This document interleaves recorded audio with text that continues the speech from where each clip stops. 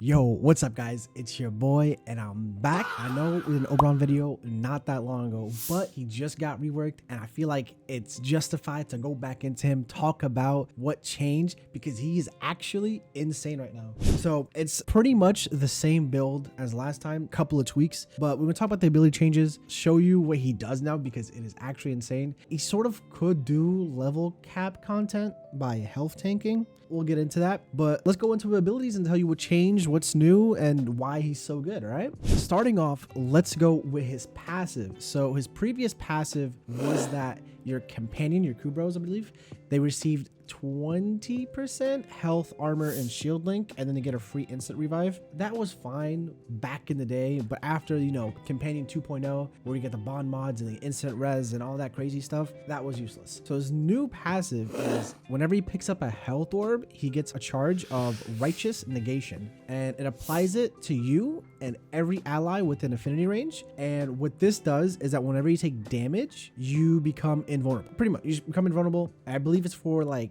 0.5 seconds, but you get 3 charges. Every time you pick up a health orb, it refreshes. As long as you're dropping health orbs consistently and you're picking them up, you can't die. We'll get into why that's crazy soon, but let's go with ability number 1. So Smite. So before Smite, you cast on an enemy who has the highest HP because it does percent HP damage, and then it shoots like little missiles that seek out enemies, right? The new Smite hits a target and there's a ring that slams down. Everyone within that ring gets hit, right? So what Smite does now, other than the different attack, is it full strips Overguard completely. It fully armor strips as well, and yeah, that is probably like the craziest thing is the instant overguard strip. No matter how much overguard they have, boom, gone. I think by default it strips overguard. Yeah, it's by default, it's auto strips. Insane. Granted, it only strips the person you target with it. The slam that comes after the initial target does not armor strip, but it still has, I believe, the percent HP. So you want to target the highest HP target to get the bonus damage out of it. All right, next up, Hallowed Ground. So Hallowed Ground, I think, remain pretty much the same. So the buff you got from Hallowed Ground with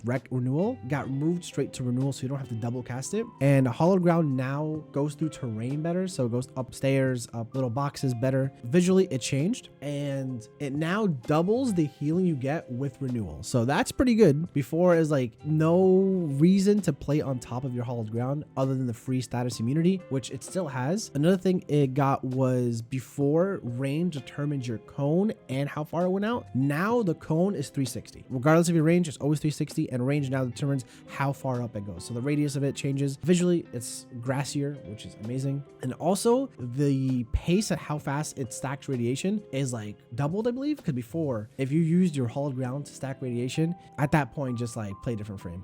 But now he stacks radiation pretty fast. Going max range on him seems really viable, especially since you get status immunity. Enemies get confused faster. Your heal is doubled. So far, pretty good. Next up is Renewal, which is main ability. Before, you have to cast Renewal, Hallowed Ground, to get the armor buff, and it only gives it to allies within the initial cast. It only gives it to allies with the initial cast, and per target you heal, increases the drain, right? So I think it's by default 3 seconds before, and if you count yourself, your companion, and then your 3 teammates and their companions, you're looking at like 8 targets, right? And if it's 3 per target, that's crazy, right? It's 24 energy a second. That is a lot, especially if you go in negative duration with like a blind rage build. It's too much, right? So now it's a raw 3.5, does not change based on how many targets. There is now a crown effect on yourself to show you that you have Renewal active, which is pretty nice. And also the armor you get from Renewal is increased. So you get 100% of your armor, and then your allies get double that. So if you have, let's say, 1,000 armor, you're getting another 1,000, your teammates are getting 2,000.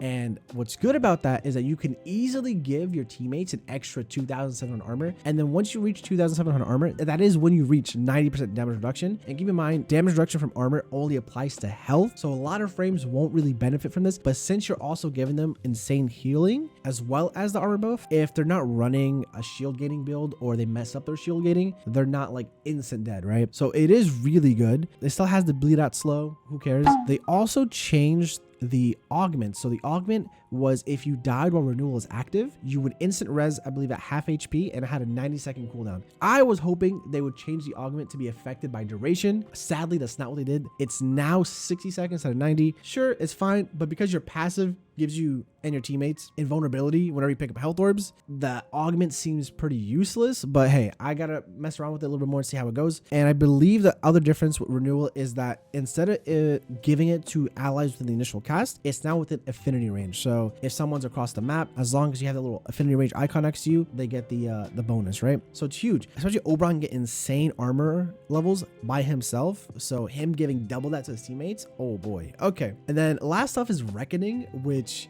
before Reckoning, you needed to cast your Hallowed Ground, and then enemies on top of Hallowed Ground, if you cast Reckoning after that, they get armor stripped, right? And then enemies killed by Reckoning have a 50% chance to drop health orbs. That was the old Reckoning, right? So you had to do 2 abilities to armor strip, and you had to kill with the 4 to get the health orbs, and the 4 never did any damage. So what they did is you don't need to cast Hallowed Ground to get the armor strip. First of all, it's amazing. Enemies hit by Reckoning give you increased armor, right? Insane. And they get a debuff that if they die within a certain amount of time, they drop health orbs. So this is 50% chance.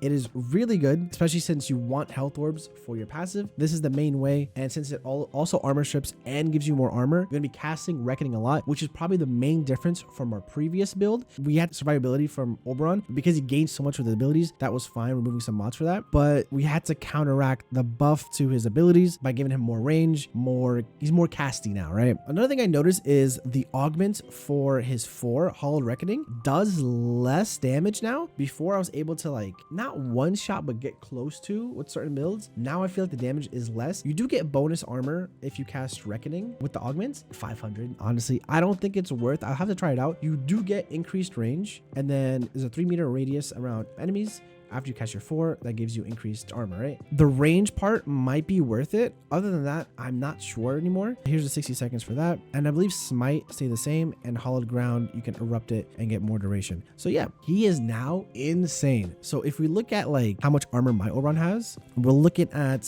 900 armor, and then we have another 900 from Arcane Guardian, right? So we're looking at 18 right there. And then health conversion gives us another 1350. Yeah, 1350. So we are past the 90% armor value to get, so 2700, past 2700, you get 90%. You still get more. I think with this build, I'm at 96% damage reduction. This is like the temporary build. I'll tell you like what I'm thinking of changing, but the main change I think was like worth doing is Arcane Fallout. So Arcane Fallout, for each radiation status on an enemy, you get, see, maxed out is 6% chance to drop universal orbs. Universal orbs give you health and energy. I don't know if it's both or one or the other, whichever you need, but it gives health and energy, right? So at 10 seconds radiation and a max universal fallout, you're looking at 60% chance to drop health orbs, right? And included with your 4, giving you a 50% chance to drop normal health orbs. Since they both proc your passive is going to be up permanently. And on top of that, if you're running synth deconstruct on your Kubra or companions, adds another 25% chance to get health orb drops. And there should be health all over the map. So you're getting the health orbs, you're having your 3 heal, and you're having your 2 increase your 3 heal. So the healing is out the charts. The armor is insane. I'll go into it in a bit, show you the armor we're getting. And damage,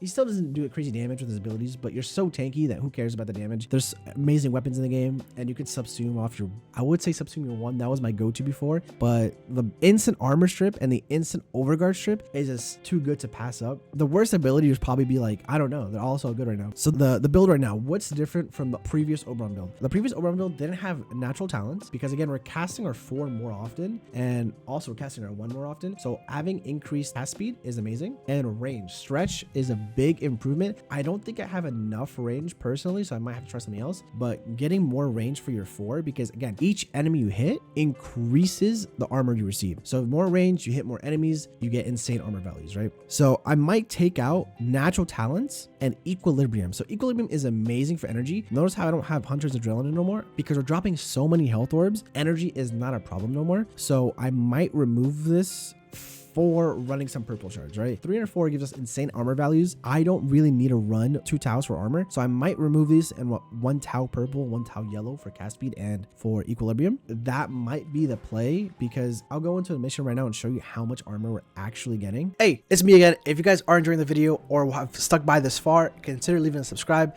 It means a lot to me. Also, if you guys want to chat about the build or Warframe or anything at all, check me out on Twitch. I'm live pretty much every day, or at least 3 times a week. But yeah, sorry for the interruption.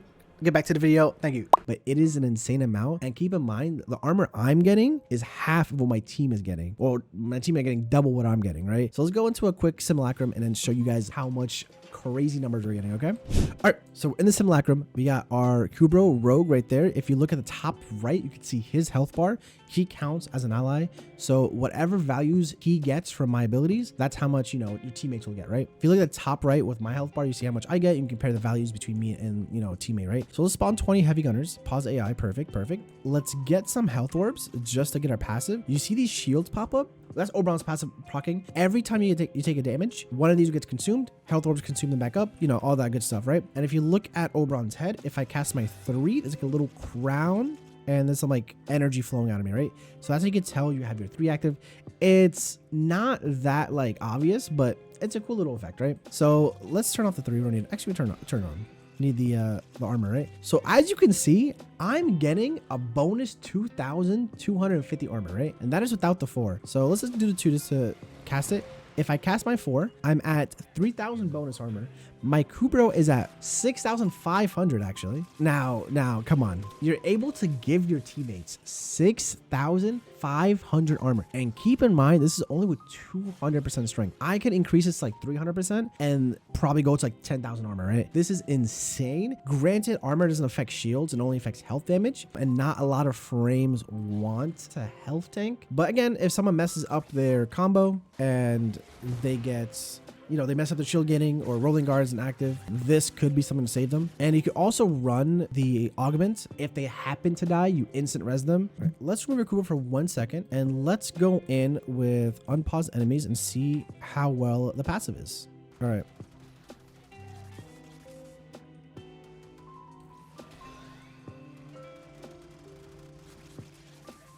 So we have a bunch of universal orbs, health orbs. Pick one up.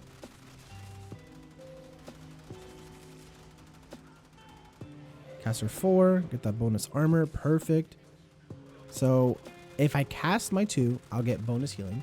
If I pick up these health orbs, I'll get the healing and I'll get the invulnerability, just like that. And as long as you're able to kill these enemies, there's like no stopping you, right? Because you drop the universal orbs, boom.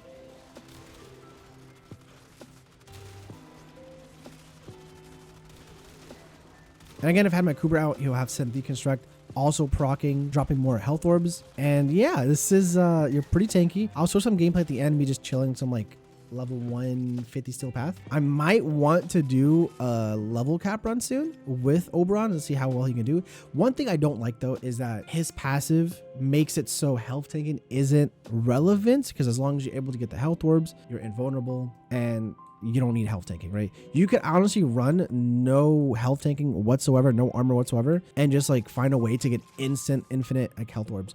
Like run like Smite Infusion and a status weapon and just go crazy, or run some like radiation killing like Wisps 3, I believe, and probably proc your passive infinitely. That could be a possibility for a DPS shield gate Oberon. I do wish there was a way to go level cap and tank that without, you know, invulnerability or iframes or shield gating with that. But you know, beggars can't be choosers. We get what we get. I'm happy with what we got. This is amazing. But yeah, thanks for stopping by. Thanks for watching. Hopefully you enjoyed. Let me know if you guys cooked up anything crazy with the new Oberon, and if there's any frames you guys want to get over Rework next. But take care of yourselves, be safe, and I'll catch you guys soon. Bye.